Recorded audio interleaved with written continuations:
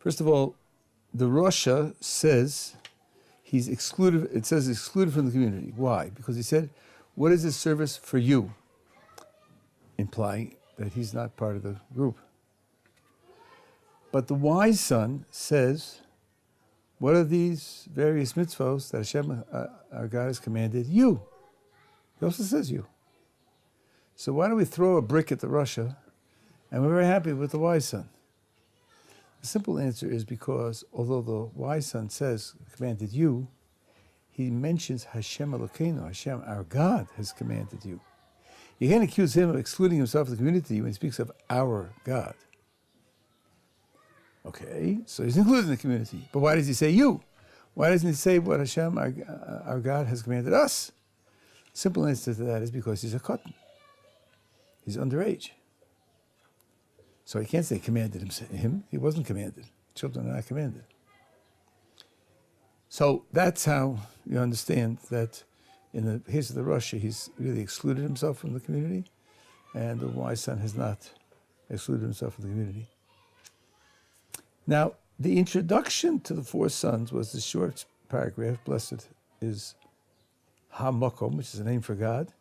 Blessed is he, blessed is one who gave the Torah to the Jewish people, blessed is he. So it has the word Baruch 4 times. And it's the introduction to the four sons. That should indicate something. And what does it mean to call God Ha-Makom? Ha-Makom literally means the place. It's a very peculiar name for God. And it's found not only here, when you go to visit people who are mourning for a death, you say, Ha-Makom Yenachem Eschem. God should comfort you. And the title for God is Ha-Makom. So it's not tied only to the Haggadah. What does it indicate? Now, in Kabbalistic terms, is the only way I know to explain it in any reasonable sense. In Kabbalistic terms, the word makom means the ground of all existence. Ground of all existence. Well, let me explain what that means. Let's take life. Without oxidation, nothing can live. Because things live by getting energy and building blocks out of the food, and they do it by oxidizing the food. If you canceled the chemistry of oxidation, there wouldn't be any life. So you can say oxidation is part of the foundation of that things live on. Without that, they can't live. There are preconditions for things to exist or to function. Now let's take a table or a chair. Tables and chairs take up space. You imagine a world in which there's no space, then there can't be any tables and chairs because they take up space. They need space to be in. And indeed, every physical thing that's created takes up space. So space becomes the ground of existence of all physical things. So the way God is described is that he first creates the possibility of things, and then he realizes that possibility by giving them real existence. To call him a makom, the place, is to indicate that just like place is the ground of existence of all physical things, without space you can't have any physical things, so God is the ground of existence of all things. So you're speaking of him as the one who gives ultimate existence to everything. Now, one of the implications, I think the Pri Tzaddik takes out of this is the following. He said Baruch 4 times, and Baruch refers to each of the four sons. One of the sons is the wicked son. Let's remember that God is giving existence to the wicked son also. We question ourselves about our attitudes towards things. And we say, well, the wicked son is wicked. So how do we feel about him? Remember that God is giving him existence. So you have to be very careful about what kind of attitude you have towards people who may qualify for being wicked. There are certain exceptions, but I'm just saying that for the recording. I'm aware of them, but I'm just bringing out the general ideas now. And one application of this is the following. We spoke about the fact that the wicked son of the Seder says, what is the service for you? And he's excluded himself from the community, and we don't answer him. We don't answer him. But he is at the Seder. We didn't close the door in his face. We didn't say he can't attend. In fact, we invite him to the Seder. But when he challenges that way, we simply say, I'm not talking to you because you're not listening. If you're not listening, there's no point to talking to you because it's not a dialogue, not a conversation. But we don't exclude him just as God gives him existence, so we too don't exclude him. Now we come to a piece of Talmudic reasoning. It's a good example of how it's recorded in the Talmud, but it's a piece of classical Talmudic reasoning. We are about to begin the mitzvah of reliving, as I said, reciting the Haggadah, teaching the Exodus from Egypt. When is this mitzvah done? When does it apply? So the Haggadah quotes, Yochel Meresh Chodesh, you might think that we should start telling the story of the Exodus from the beginning of the month, from Rosh Chodesh Nisan. Talmud Lomar Bayom Hu. No, the verse says, tell it to your son on that day. Now let's just spell this out. We asked a question and gave an answer. Maybe you'll think you can do it from Rosh Chodesh, from the beginning of the month. No, that's wrong because it says on that day. Exactly how do the words on that day rule out the possibility that you should start from the beginning of the month? The Haggadah is asking, maybe you should start from the first of the month. And then it wants to rule that out. So let's ask, what is the Gemara's thought? What is the Haggadah's thought? Why would I have thought to start from the beginning of the month? Because in the actual Exodus process, the first time Moses came to the people and said, the Exodus is going to happen, and be prepared to fulfill the following mitzvahs, was Rosh Chodesh. So just like Moses started the actual process 3,300 years ago on Rosh Chodesh, maybe we should start telling the story on Rosh Chodesh also. That would also be a commemoration of something that happened on that day. But the Haggadah says, no, that's not true, because the verse that tells me to recount the story says do it on that day. So I'm asking, how do the words on that day rule out the suggestion that we should start from Rosh Chodesh? One day. That's it. If I start from Rosh Chodesh, as the Haggadah says, Yochel Mei Rosh Chodesh, that would mean I would be doing it for 2 weeks. No, the pasuk says 1 day. So the suggestion of doing it for 2 weeks is wrong. Fine. Next, it's close to what you said a moment ago. It's only 1 day. Maybe it should be the 14th in the afternoon. Why? What is there that's in the 14th in the afternoon which would justify that being the time when you tell the story of the Exodus?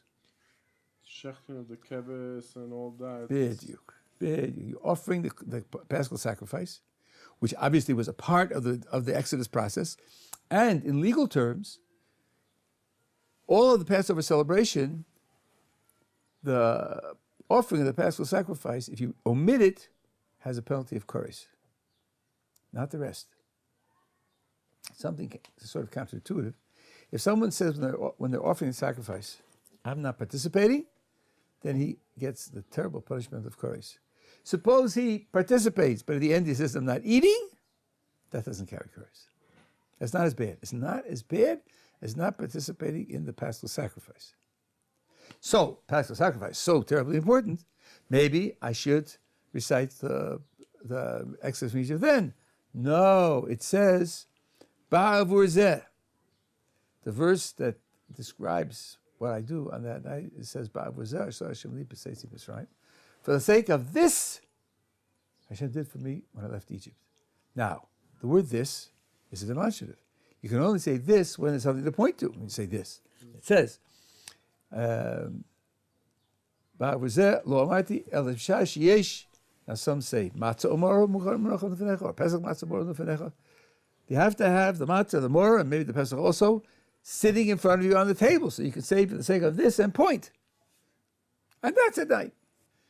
I mean, I want to ask the question this way. I'm much more, say, primitive and blunt. So it says, Zez of the matzah, you got to be able to point. And the matzah more on the table at the night. That's what makes it nighttime, right? Put the matzah more on the table in the afternoon. Put them on the table and point to them. Terrific, there they are. Hello, that's what I'm doing it for.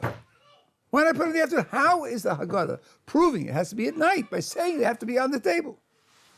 The answer is this.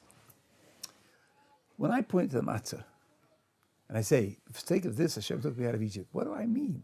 Do I mean, they start baking matzahs on Hanukkah for months and months. The matzah bakeries are going strong and they're shipping out crackers to the whole world. That's why God took us out of Egypt. So there'll be cracker factories and international commerce and a lot of money, That's probably not the right answer. God didn't take us out of Egypt so there should be crackers. God took us out of Egypt so we should do the mitzvah of the crackers. The mitzvah of the crackers and the eating is only at night. It's only at night. Now, that includes all three, the Pesach, the Matzah, and Murah. So putting it on the table in the afternoon is not it. It's not going to do it. It's got to be put on when there's the mitzvah. And that's only at night. Then the Haggadah's argument is sound. So the context in which this pasuk comes is a context that's talking specifically about matzah. It's the first paragraph of the Shema, and a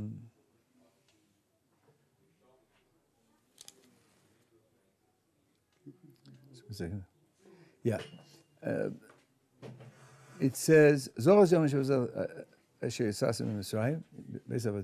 the day that you left Egypt, the house of slavery. Hashem took you out, don't eat chametz. When Hashem will bring you into the land,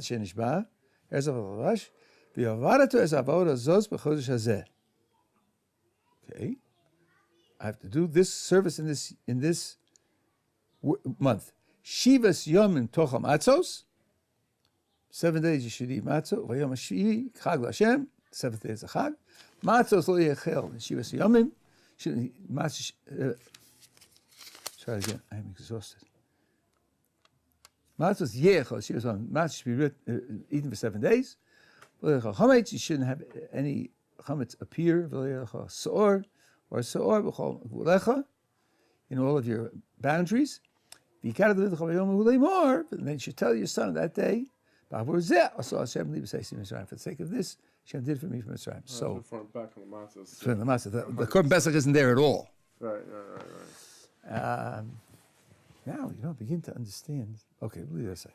So that's why it's got to be the matzah, and the matzah is not going to be there till nighttime, because the only mitzvah you do with the matzah is eating it, and that's why it ends up being at night. Right. Okay, now comes a paragraph which carries a very important philosophical payload that I know. They all do, but originally our ancestors were idol worshippers. Now HaKadosh Baruch Hu has brought us close to his service. Shenamar, and now you have a whole pasuk in the book of Yoshua, and we'll talk about that in detail. This paragraph reflects a machlokes in the Gemara. The Mishnah says that we should recount the exodus from Egypt by starting mignus and going to shevach. Gnus means our degradation, so to speak, and describing the transition to our praise, praiseworthy position. So machlokes Rav and Shmuel, one says the gnus is slavery and the praise is freedom. So you have to tell the story from slavery to freedom. The other says the gnus is idol worship, because after all, Abraham's father was an idol worshiper, at least at the beginning of his life. And shevach, the praise, is that we serve HaKadosh Baruch Hu. There's two different points of view. Obviously, the second point of view is more inclusive than the first point of view. The first point of view is just from slavery to freedom. The second point of view goes back not only to slavery, but back 3 generations all the way to Terach. And it goes forward not only to getting out of Egypt, but to receiving the Torah at Sinai. Now, obviously, you have to tell a story from slavery to freedom. That's what happened on this night. So you can't get away without that. So the other one is telling you that's not enough. You have to do more. Question is why? Why do you have to do more? And if you say, look, you're talking about a historical event. You can't really understand an historical event unless you fill in the context. What came before it, what came after it. Okay, I hear that. But where do you draw the boundaries? How much further into the past should you go? And how much farther future into the should you go? And isn't it true that the further back you go in the past, the more you understand? And the further future, the future you go, the more you understand? So how did the other Amora draw the line and say, go back? Go back to Terach, who was not a worshiper. You're going forward? Go forward to the seed of the Torah Sinai. Don't go back to Adam or to creation. Don't go forward to the Mashiach. No. Stop at the idol-worshipping ancestor and receiving the Torah Sinai. Who told him? How does he know that that's the correct historical boundary? I think the answer here is, I always forget whether it's Rav or Shmuel, maybe it's more specific. What he's saying is, not that you're just adding past and future, which adds perspective. What he's saying is you can't understand the transition from slavery to freedom at all. You can't get anything out of it unless you understand that it's in the middle of a transition from idol worship to serving God. If you don't add in the background of going from idol to serving God, your understanding of slavery to freedom is going to be flawed. It's going to be bad. It's going to be misunderstanding. Mm-hmm. And the reason for it is something which I think both of you have heard from me before. The reason for it is because, from our point of view, freedom is not an absolute human right. It's not a definition of the appropriate human condition. Freedom for us is a means. It's only significant because it's a means to an end. If we didn't use our freedom to serve God, if the freedom weren't an investment in serving God, then it wouldn't be valuable at all. There's no value just to being free. Going to sports contests and eating cheeseburgers and taking trips to the Amazon rainforest. That ain't it. That's not what human existence is about. So the other one says, if you don't see this in the context of going from slavery to freedom, you're not getting the story of the Exodus at all. The story of the Exodus must include the purpose of the Exodus. And you won't be getting that. Okay? We're clear on this? Now, let's go on in the paragraph. This verse from Yeshua. Yeshua said to the whole people, so says Hashem, the God of Israel. Once upon a time, your ancestors dwelled on the other side of the river. To whom am I referring? Who's this ancestors? The father of Abraham, Terach. Who was the father of Abraham, the father of Nachor. Already, alarm bells should be ringing. Who cares about Nachor? Why is he here for? It's Abraham's brother. We're Jews. We trace back to Abraham. We don't have anything to say about Nachor. They served other gods. Abraham,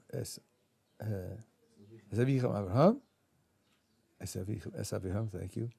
I took your father Abraham from the other side of the river. I caused him to walk through the land of Canaan, which, although it's a tricky point, some say is that's how he took possession of the land. For I increased his children, and I gave him Yitzchak. Yitzchak is Yaakov, and I took care of Yitzchak also. This should be a continuation of his line. Esav and his son, or other son. I gave Har Seir to Esav, mountain of Seir. Reshus also to inherit it. Yaakov Obanav Yardu Mitzrayim. We have an expression that people use, and I think probably not too many people are misled by it, but you just have to be aware of it. The Jewish God, the Christian God, the Buddhist God, there's only one creator of the whole universe. He is as much the God of the Chinese as he is the God of the Eskimos or the gods of lions and tigers. There's only one creator. That means he's the creator of the whole universe, and he's running the whole universe. And in focusing on our special relationship with God and what he has done for our history, we must not lose sight of the fact that he is the God of the whole universe. This is what we mentioned when we talk about the Kiddush, that he chose us from all the nations. He chose from all the nations because they're his nations. And he chose only us. Hirsch has a very interesting remark on one of the common phrases that we have. B'ni b'chor Yisrael, the Jewish people is my firstborn. He calls us the firstborn. Strictly speaking, if you're going to be a b'chor, going to be firstborn, that means there are other children. Otherwise, if you're an only child, call yourself a b'chor is a little, a little funny. B'chor is someone who gets other special privileges over the other children. If there aren't any other children, or to put it the way a logician would put it, listen, you're the only child, so you're the firstborn, and you're the lastborn, you're the middleborn, you're everything, because you're the whole story. So what this verse says, listen, there were two brothers, Jacob and Esau, and God had plans for Esau also. And God set Esau up also. So the indication that he's running the whole world. And when he chose us, it means all of the nations are in his hands, and he chose us rather than them. Now, it's also the picture of the contrast here. Esav, while he's alive, gets Har Seir. He gets a piece of geography, and he takes over, and he ends up with an army, and he's running a show.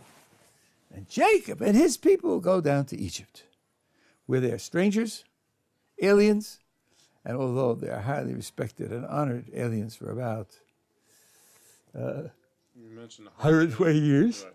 but after 120 years, they become slaves, right? So if you're watching this development of history, an external observer would be forgiven for thinking, Esav has it made. He's really in good shape. And the Jewish people are just, they're wandering and drowning. They're honored guests in a land not their own, and then they deteriorate, they become slaves. Just nothing's happening for them. They're not developing, they're not becoming anything worthwhile. And that's also an example of divine providence, because divine providence sent us to Egypt specifically, because there we could learn what the value of freedom is and what the value of pursuing it for its own sake versus the value of having it as part of your diet by virtue of diagnosticics. You get that from this picture here. Okay, now we have a paragraph which, like many things, if you read it carefully, you see it's ambiguous. We read two ways, and it can teach you something each way. Baruch shomer havtachaso Israel. Blessed is he who keeps his promise to the Jewish people. Present tense. Baruch hu. Shekadosh Baruch hu chishev es haketz. God calculated the end. Lasos k'mo she'omer la'Avram Avinu, to do what he said to Avram, the covenant between the parts. Shneimar. Vayomer Avram yado teda ki ger yi'ezarecha be'eretz Elohim v'avadum v'ino osam arba me'ot shana. He kept his promise with them. He said, the people, Kodesh Baruch Hu said to him, you should know that you are going to be a stranger in a land that's not yours. Let's try this again. Your descendants will be strangers in a land that's not theirs. They'll serve them and they'll oppress them for 100 years. The nation who they serve, I will also judge. They will then go out with great wealth. Now, this verse says Abraham was told that his children should be there 400 years. How many years were they there already? Really? 210. 210. So something's got to be figured out here. How's that supposed to work? Simple answer is this. Look again at what it says. The God says to him, Yado Teda, Ki, Ger Yiyeh Zaracha, Be'eretz Olahem, your children will be strangers in the land that doesn't belong to them. Va'avadum, and your children will serve the people of that land. V'hino osam, and the people of that land will hurt your children a certain way. We'll talk about that in Mitzvah Hashem. Arba me'os shana. This is three-way ambiguous. What this verse says is A, B, C. You are someplace where you get into.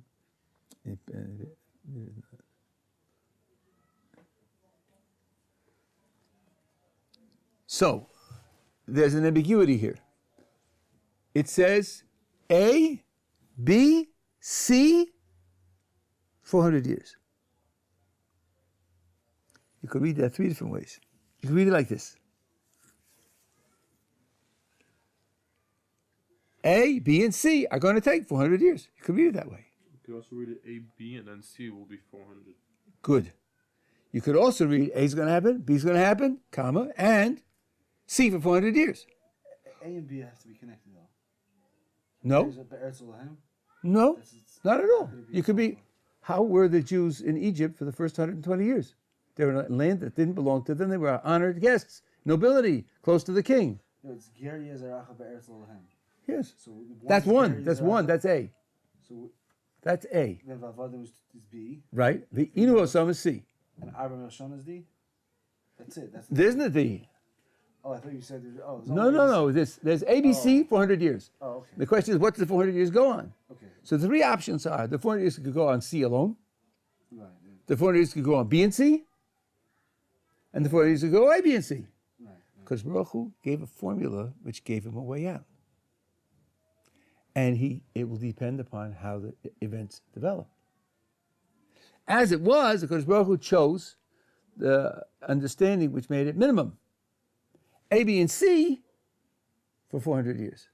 Because from the birth of Isaac until the Exodus is 400 years. So the minute Isaac is born, he's a stranger. The land doesn't belong to him because the land of Israel didn't belong to us. Abraham didn't take possession of it, really. There were foreign lands there. He had to buy a burial place for his wife. So you can start the 400 years from the birth of Isaac. Okay? But it could have been longer. That's what it means, Chishev Saketz. Because Baruch Hu calculated, which way am I going to read this verse to make it happen? And the answer, he said, is that I'm going to make it the shortest possible way, because if I wait any longer, there won't be anybody there to save. Because I'll say that we had already entered 49 gates of Tumah, defilement. There are only 50. A person who goes in, or a group that goes in the 50th is lost. Absolutely lost. Because Baruch Hu Chishev Saketz. Now, just as a simon of this, what's the numerical value of Kates? Okay, so that's that part. Now, it says, the nation that they serve, I'm going to judge. I'll talk about that in a minute. And then they'll go out with great wealth. Now, let's go back to the beginning of the paragraph. Blessed is Hashem who kept his promise. Then we have the rest of the paragraph. Tell me exactly, what is the promise that he kept? You say the promise to be slaves. He says the promise they'll go out. Well, can it be the whole thing? Yes, that's exactly right. It's the whole thing. Which means part of the promise was it will be slaves. And the author of the Haggadah is praising God that he kept that promise. So it's got to be something positive in being a slave. It can't be that it was only negative. Otherwise, you say, maybe he promised, but then he relented and decided not to do it to us. We should be thankful to him that he didn't do it. Obviously, the slavery itself was a positive process. Now, the Sfarim say that it took off the result of the failure of Adam. I could give an answer then. 1 second. I'll tell you this. I'll tell you this answer, then you tell me your answer. It took off the results of the failure of Adam, to prepare us for the receiving of the Torah at Sinai. Without that, we wouldn't have been worthy of receiving the Torah at Sinai. And therefore, because it had that cleansing effect, it was extremely beneficial.